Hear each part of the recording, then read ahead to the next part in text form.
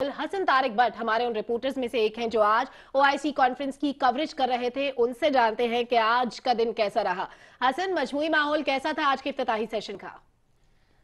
बिल्कुल, I would say कि काफ़ी एक्साइटिंग था। जैसा कि हम जानते हैं कि 700 के करीब जो हैं वो इंटरनेशनल डेलीगेट्स थे आज के जो इजलास में वो शिरकत कर रहे थे।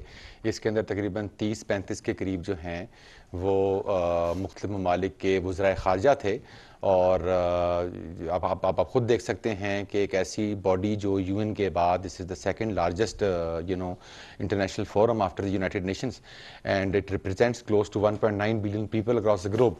1 अरब 90 करोड़ के करीब जो है वो मुसलमानों की आबादी बनती है। और अगर आप आलमी मईशत में इनके हिस्से की बात करें तो तकरीबन 7%, इंटरनेशनल जो ग्लोबल एक्सपोर्ट्स की बात करें तो 10.3%।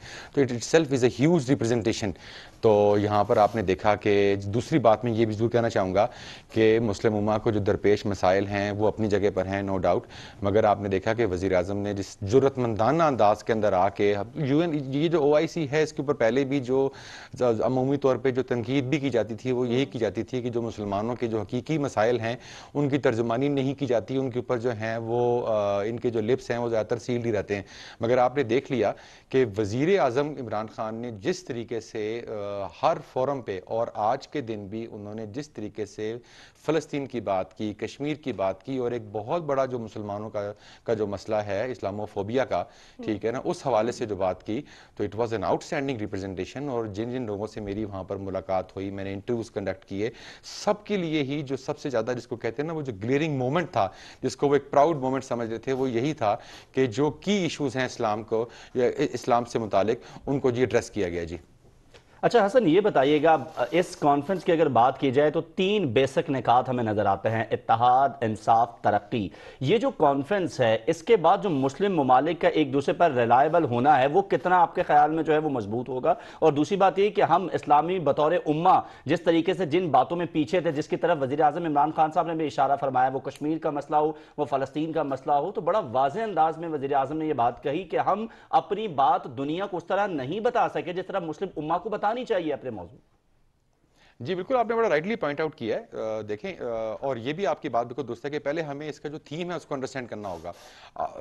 थीम इज यूनिटी, मुस्लिम उम्मा में इत्तेहाद, ठीक है ना, ताकि आप ग्रो कर सकें, तरक्की के समरात from one country to another country जो हैं वो ट्रिकल डाउन हो सकें। उसके साथ साथ इंसाफ, जो सोशल डिस्पैरिटी है, the difference between the rich and the poor, उसको आपने रिमूव करना है। उसके साथ साथ डेवलपमेंट, जो आप आपस में इश्तराक कर सकते हैं। जो हमारे अपकमिंग सेक्टर्स हैं उनके अंदर बहुत सारे ये जितने की देखें, ये क्या ये अलमिया नहीं है कि ओआईसी विच रिप्रेजेंट्स 1.9 बिलियन पॉपुलेशन, पूरी दुनिया की 25% आबादी यहाँ रहती है, जबकि ग्लोबल आउटपुट में हिस्सा सिर्फ 7% है। उसके साथ साथ सबसे ज्यादा एनर्जी रिच स्टेट्स भी यही हैं, पूरी दुनिया को ईंधन सप्लाई करती हैं, उसके बावजूद एक्सपोर्ट्स में हिस्सा कितना है? जस्ट 10.3%। तो दिस इज, तो उस हिसाब से अगर आप देखा जाए तो ये साथ ही साथ एक अपॉर्चुनिटी भी आपको दे रहा है, रे ऑफ होप भी आपको दे रहा है कि अगर मुसलमान ममालिक जो हैं वो एक दूसरे से कोऑपरेट करें, एनर्जी सेक्टर है, सोशल सेक्टर्स है, मुसलमान ममालिक अगर एक दूसरे से कोऑपरेट करेंगे तो यकीनी तौर पर मुस्लिम उम्मा जो है वो मजीद तरक्की करेगी। बहुत शुक्रिया हसन तारिक भट्ट, आप हमारे साथ मौजूद थे।